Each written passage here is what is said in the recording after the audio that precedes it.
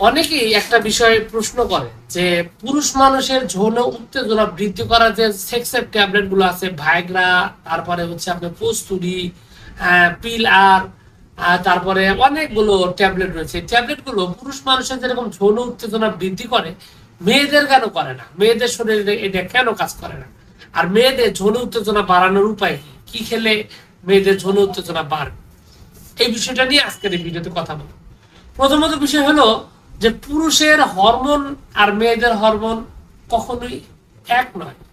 একটা পুরুষ মানুষ কিন্তু বাচ্চা জন্ম দেয় না, একটা মেয়ে মানুষ বাচ্চা জন্ম দেয়। মেয়েদের কিন্তু জরায়ু আছে, পুরুষের জরায়ু নেই। তারপরে আপনারা মহিলাদের কিন্তু প্রত্যেক মাসে মাসে কিন্তু তাদের পিরিয়ড হয়, যেটাকে বলে মাসিক হওয়া। এটা কিন্তু পুরুষের হয় না।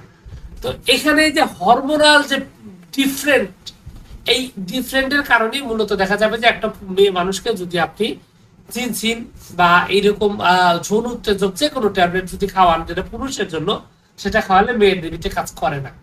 এটা হচ্ছে প্রথম একটা মানে সহজ কথায় উত্তম। দ্বিতীয়ত বিষয় হলো যে মেয়েদের যদি যৌন উত্তেজনা কম থাকে তাহলে এটা সমাধান কি? মেয়েদের যৌন উত্তেজনা রাতারাতি বাড়ানোর মতো ঔষধ সত্যিকার অর্থে আসলে বাস্তবে সেরকম ভাবে নাই। যেগুলো আছে সেগুলো ভয়ঙ্কর ক্ষতিকর। তো এটার কারণ হলো যে একটা মেয়ে মানুষকে যদি যৌন উত্তেজক যদি আপনি কোনো ট্যাবলেট সিরাপ খাওয়ান, তাহলে যেটা হবে যে দ্রুত তার কিছু সমস্যা হবে, তার মাসিকের সমস্যা হবে, তার স্বাভাবিক যে স্বাস্থ্য রয়েছে সেটা ব্যাপক রকমের একটা ক্ষতি সাধ্য হবে এবং সে টিকতে পারবে না।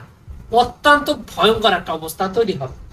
তো সুতরাং আপনার এখানে যে বিষয়টা করতে হবে, একটা মেয়ে মানুষের যৌন ক্ষমতা কমার পিছনে কয়েকটা কারণ রয়েছে। প্রথমত হলো শারীরিক এবং মানসিক চাপ, সংসারে প্রচুর কাজ, অথবা ব্যাপক মানসিক টর্চারের শিকার হয়, মারধরের শিকার হয়, বা দেখা যায় যে একটা ভীতিকর একটা পরিবেশের মধ্যে থাকে। এরকম একটা অবস্থায় যদি কোনো মহিলা মানুষ থাকে, তাহলে তার যৌন উত্তেজনা সাধারণত কাজ করে না এবং তার মধ্যে ফিলিংসটা আগ্রহ আসে না।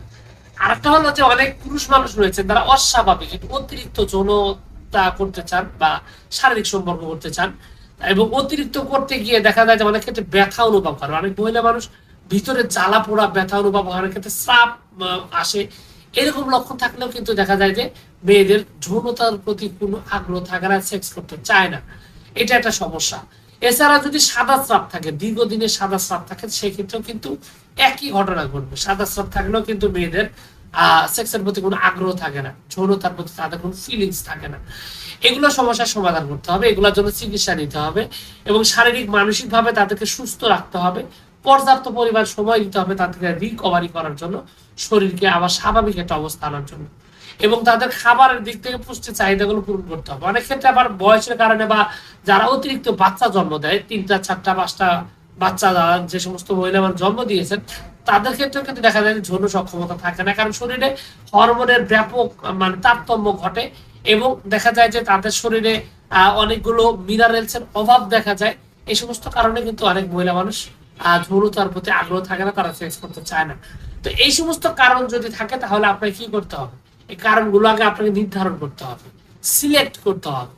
তারপরে তার উপর নির্ভর করে যদি আপনি ওষুধ সেবন করেন, তাহলে আপনার এই সমস্যার সমাধান হবে। এক্ষেত্রে আয়ুর্বেদিকের কিন্তু অনেকগুলো ওষুধ রয়েছে, অমলা সুধা রয়েছে, তারপর আপনি অসুকারিস্ট রয়েছে, এইগুলা সমস্যার সমাধান করার জন্য।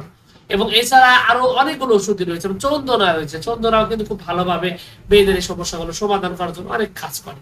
তবে আমার কথা হলো যে এই সমস্যাগুলো সমাধান করতে গেলে আপনাকে অবশ্যই যে কাজটা করতে হবে, একজন অভিজ্ঞ আয়ুর্বেদিক ডাক্তারের সাথে কথা বলতে হবে, রোগের ব্যাপারে ডিটেলস বর্ণনা দিতে হবে, রোগীর ব্যাপারে ডিটেলস বর্ণনা দিয়ে তারপর সঠিকভাবে তো চিকিৎসা নেওয়া যায়, তাহলে সেক্ষেত্রে কিন্তু মহিলাদের যৌন আগ্রহ যেটা রয়েছে সেটা কিন্তু বৃদ্ধি পাবে এবং আপনার দাম্পত্য জীবনে যে অশান্তি রয়েছে সেটা কিন্তু দূর হবে। তো যাই হোক, সবকিছু মিলে এইটুকু ছিল আজকের ভিডিও। আশা করছি পুরো তথ্যগুলো আপনার কাছে অনেক অনেক বেশি ভালো লেগেছে। আর যদি লেগে থাকে অবশ্যই ভিডিওটিতে একটা লাইক দিয়ে, আর চ্যানেলে যদি প্রথমবার এসে থাকেন অবশ্যই চ্যানেলটি সাবস্ক্রাইব করবেন। কোনো প্রশ্ন, কোনো মতামত, কোনো অভিযোগ থাকলে সরাসরি কমেন্টস করে জানাতে পারেন। তো ভিউয়ার্স, আপনাদের সকলকে অনেক অনেক ধন্যবাদ। আসসালামু আলাইকুম ওয়া রাহমাতুল্লাহ।